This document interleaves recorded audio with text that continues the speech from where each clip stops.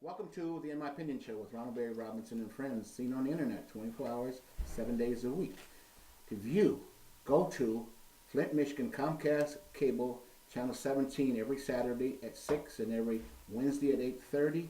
You can also view the In My Opinion Show on Detroit, Michigan Comcast Cable, Channel 68, 7 days a week. You can also access the In My Opinion Show through capital letters RBR IMO, Facebook, and YouTube. I want to welcome our millions of viewers out there in television land. I also want to welcome my very talented co-host, Miss Denise Smith-Allen. Hi, Ron. Hi. Mr. Henry Hatter. Hi, Ron. Hi. Let's talk about Flint, Michigan in crisis. If it's not the water fiasco, it's the Flint school system. Over $21 million in debt. And according to published reports, another allegedly $8 million plus the school system spent without proper authority. 2 fraud charges were dismissed. Probably a plea bargain.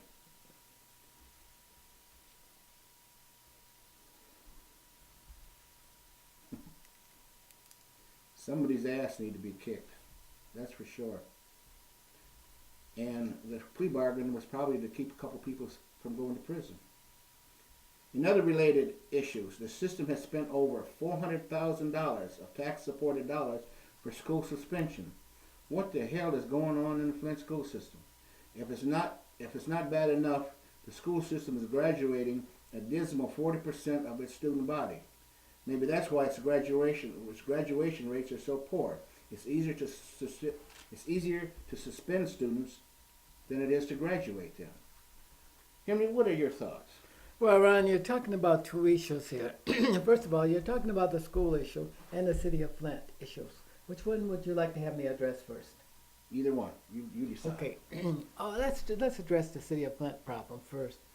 As you know, the city of Flint has a deficit of over $20 million that it has to retire before it can even get the footing to bring in new resources into the city, like new business development, new people.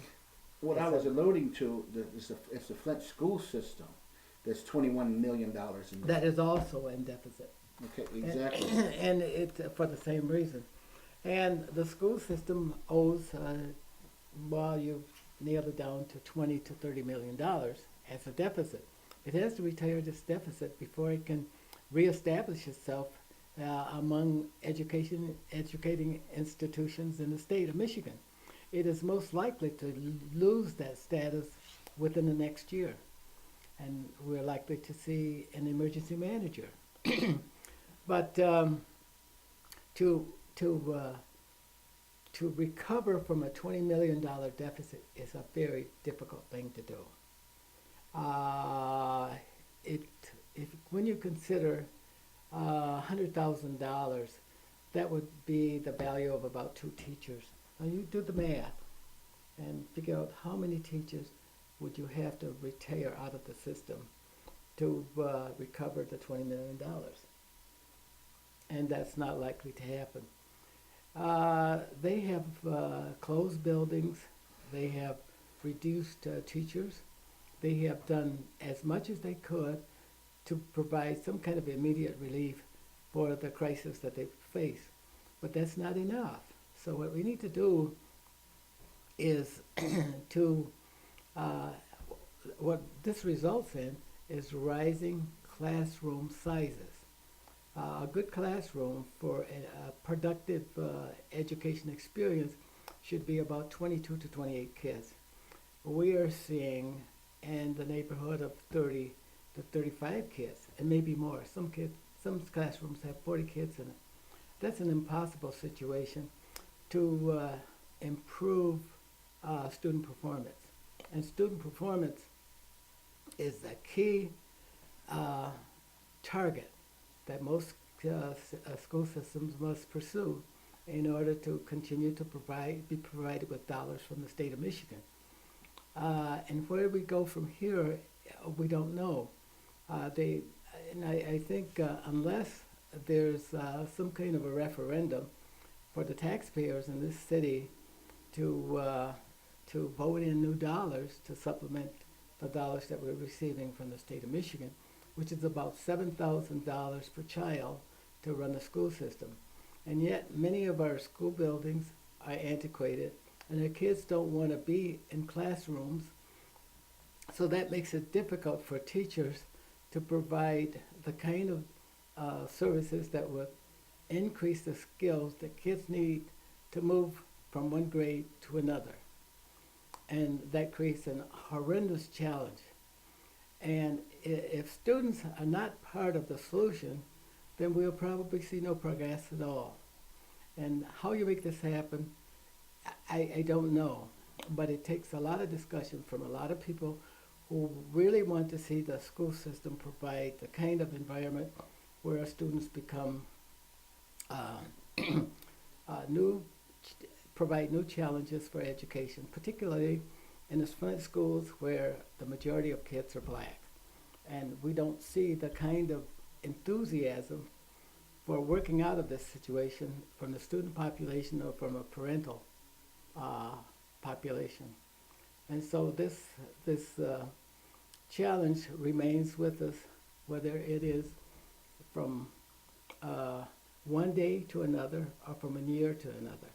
If we're still around next year, we will still deal with the same problem with no solution in sight. Henry, let me ask you this, or let me make this statement. I've been in and around Flint for the last 25 years. When I was a reporter for the Flint Inquirer newspaper, all right, with Mr. Ronald Parker, we did several articles on the Flint school system, all right?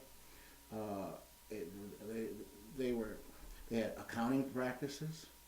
They were involved in fraud, poor teachers, poor superintendents. I can't count the number of superintendents, all right, that have been employed with the Flint school system, and I don't understand. I really don't understand. You know, it's supposed to be about the children, all right, but yet the powers that be appoint these superintendents, all right, with hefty hefty salaries, guaranteed salaries. Then they're around for 2 or 3 years, and they leave with these golden parachutes. Denise, what are your thoughts? Well, Ron, I'm thinking about what you're saying, and I'm not sure if I necessarily agree with the idea that people are not really paying attention to the children. I think that you have a school board who are elected by the citizens with the understanding that they are going to be involved with helping to manage a budget. They're also looking at personnel issues. They're also looking at the student population.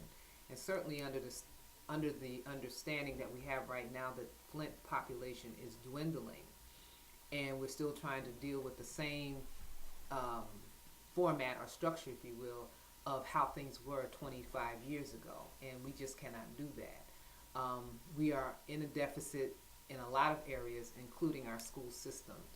We have people in place right now who are on the school board that are making some very tough decisions about, as Henry alluded to, closing buildings and personnel being laid off and that kind of thing.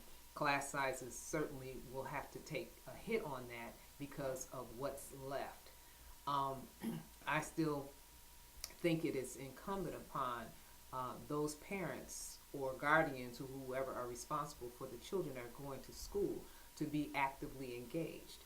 That's a big part of this, because those people who are getting funding that live outside of quote unquote urban areas and things like that, for one thing, they have the resources, whereas we may not have them, but we have the human capital, which is very powerful. You have to make your voice known. You've got to be heard. You have to take the initiative to go to school board meetings. You have to talk to representatives there to let them know that you are concerned about your child's education. And contact state school board, contact the governor's office, and let it be known that $7,000 per student may not be adequate. And if it's not, what can the state do to help implement change so that there will be enough resources so that we can have the kinds of things that children need? Outside of the classroom situation, there were years ago, we had after school activities for our young people. We had, I know we had homeschool counselors, but we also had persons who were dealing with, the name is escaping me right now, but it was kind of like a community school director, if you will. And these were activities that allowed the children to have, a balance in terms of their education. So there's a whole lot of things that could be done if the resources were available. But right now, since they're not, then we have to make a stronger pitch. And that pitch has to come from those persons, number one, that have children in the system, okay, and they have not pulled those children out and put them in any type of a private school setting or, one of those charter school situations. So if their children are there, then they have a responsibility, along with that child, to get an education. They need to have advocates. And the only advocate can be that person for where that child comes from. And Ron, Well, why is it that the children seem to be always the ones that suffer? All right, the sports is taken out of the school system. All right, physical ed's taken out of the school system. Different other sports is taken out of the school system. Why is it the children are always the ones, all right, that has to take the brunt of all of this? Why is it that they can't take, these dollars, all right, from from somewhere else? I mean, I know these unions and stuff, they play a big part in it too. But, okay, if we're so interested in the children, let's be interested in the children, all right? As I stated earlier, I've been around Flint for 25 years. Flint has always had, and has always been, millions of dollars in debt, all right? Every time they get a new superintendent, a new spill is sold to the, to the gullible citizens. All right, and I mean the thing is that Flint has to be proactive. All right, it's just like the automobile industry. All right, they have their models 10, 15 years ahead of time. All right, why is it that the school systems can't adopt some kind of a policy like that? Okay, what are we going to do what are we definitely going to do in 2020? A strategic All plan. right, exactly. A master plan. And they haven't had this. They come up with this master plan shit, but master plan for who? Well, again, Ron, I don't think you were listening to what I was saying. Sure I was. No, because if you're saying that, what about the children taking the brunt of this? If you don't have the resources, first and foremost, the children are going to school for one thing, education. Mm-hmm. They're supposed to be able to come out of school with skills and abilities to read and write, do math and science and things like that. So those are the foundation. That's the foundation for which they're going to school for their education. But as I said, you also have to have a balance. You also should create an environment where they can have, other social activities. Mm-hmm. But a lot of those things, you talk about 25 years, but I can think longer than that because I've been in Flint a little bit longer. Whereas when Flint was a model for which people from around the country were coming because of the type of education system they had, whereas they had a magnet program. And the magnet program was significant in terms of educating kids and giving them some classical, information. They were also doing science and technology and other things like that was available to them at that time that is not available now. And again, it is because of the dollars and cents. And so who makes those decisions? Those decisions aren't just made on a local level. They're a state level, national level. So, but all politics, we know, is local. So the first step is, again, engaging parents or guardians, grandparents, and a lot of times, depending on the home setting, the parent is saying, well, look, I'm doing my job, so the school is supposed to do their job. Well, I say yes and no, because yes, you are doing but your job also is to advocate for your child. Your child Of can't course. advocate for himself or herself. You have to have somebody out there doing something for them. Mhm. So the school board meeting is a good place to start. And then typically what happens, unless there is a crisis of some sort, whereas a parent is seeing that maybe their child is being mistreated or been expelled or something like that, then they may engage that system. But overall, they don't make it a point to say, I'm going to that school board meeting. I'm going to that classroom. I'm going to go talk to that principal. I'm going to get myself involved. And the schools and the teachers, on the other hand, have to have a mindset to be open to that kind of dialogue and not put the parent off or make the parent feel, intimidated by that process. But I say it's a multifaceted approach that has to be taken with this thing, because it's that serious. These kids are suffering, but some of what they're suffering is with the fact that economically, Flint has taken a hit on every front, including funding. Funding. If you don't have funding, you can't get books. If you don't have funding, you can't have enough teachers. If you don't have funding, the basic things that you need in order to educate your children is in jeopardy. So what do? You fight. You get people engaged and involved. But this is a long-term approach. You can't just say, well, I'm going to show up today, and then you don't show up again for another year. Can't do it. Well, as I've stated before, Flint has to become proactive. You know what I mean? And in my opinion, I like Flint. I'm not trying to rag on Flint. You know what I mean? Because I was here for a number of years. All right, and that I call Flint my adopted home.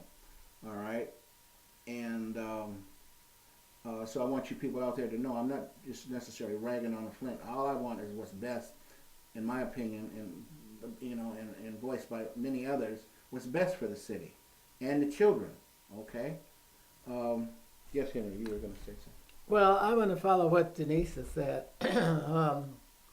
Denise said that we need to have more engagement by parents and by the public, and we need to hire perhaps a consultant so that you can reduce the politics among different people that don't work well together, and have that person come up with a plan, like you said.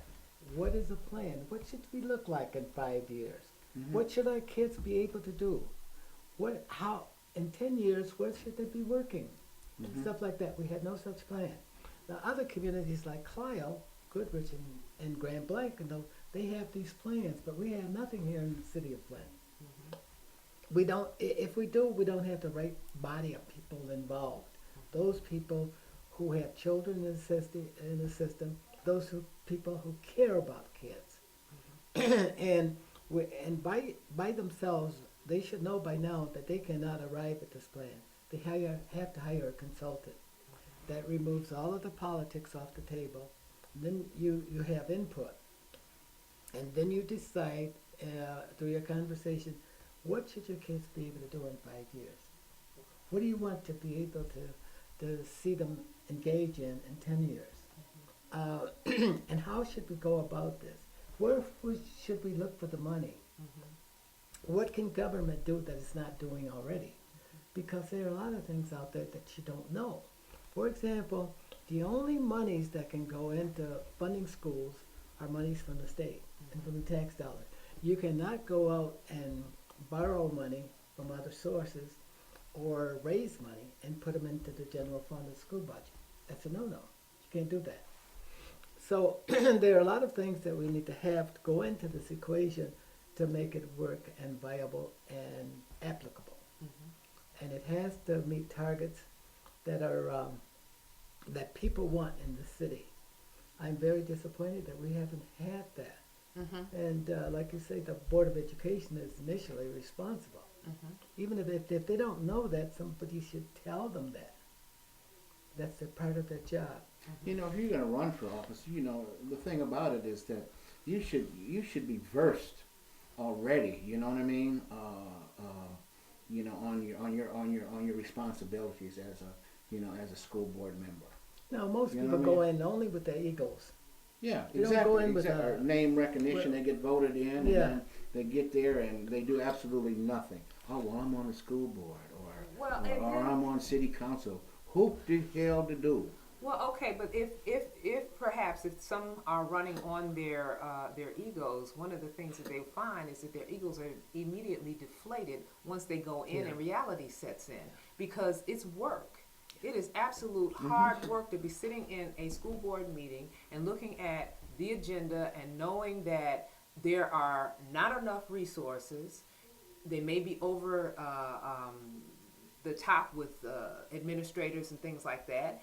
Not enough classroom teachers and not enough resources for activities that would expand these children's ability to compete in a global market. Okay, so one of the things that I will say, and it made me think about this, is that with the Flint's master plan, okay, and people have their feelings about it one way or the other, the school system was contacted, and there was an established partnership put together, whereas there will be monies available, not private entities or anything like that, but to help deal with the STEM program, okay, which is something that is needed for our young people. They need to know about technology.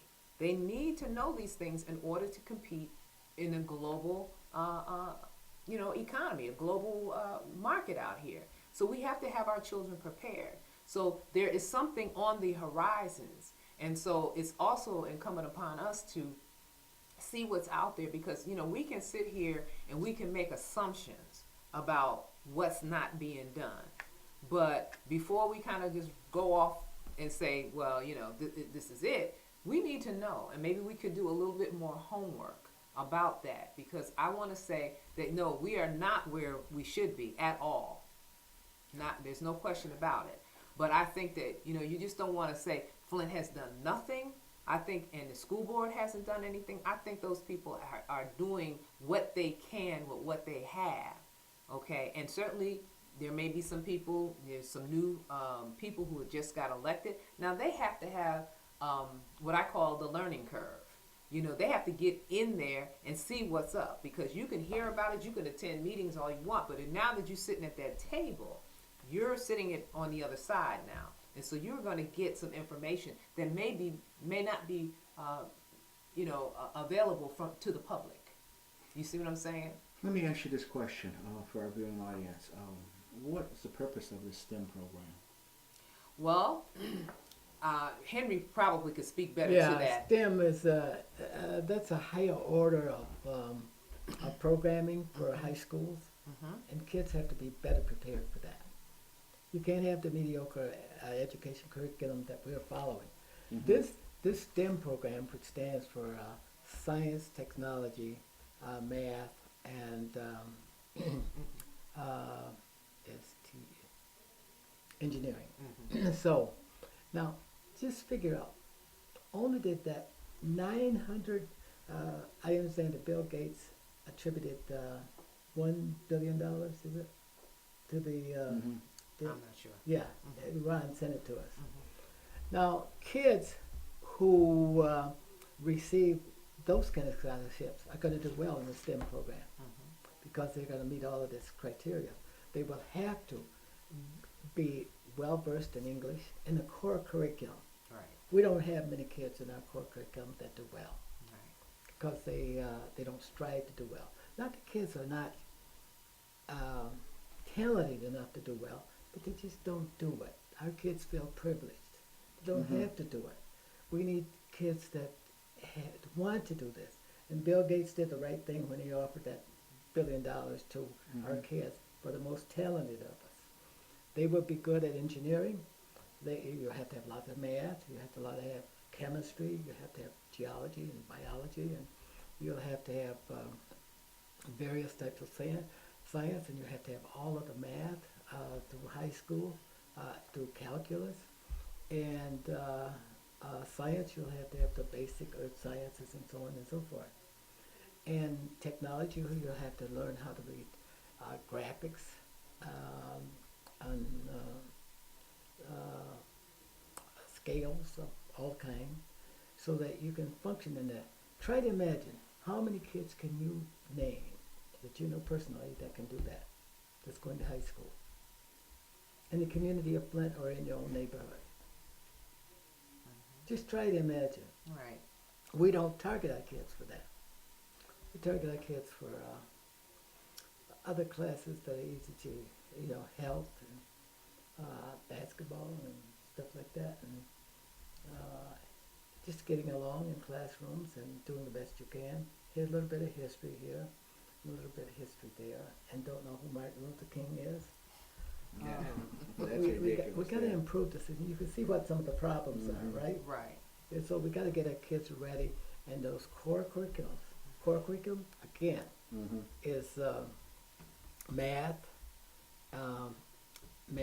um, English, science, social studies. Okay, Right. those are your key core. We have to have our kids focus on those kind of classes to get prepared for STEM. Right. And there's somebody out there with the money if we can find the students that are prepared. Well, hopefully we'll be able to find them. Okay. Flint, Michigan in crisis. This has been a wonderful conversation.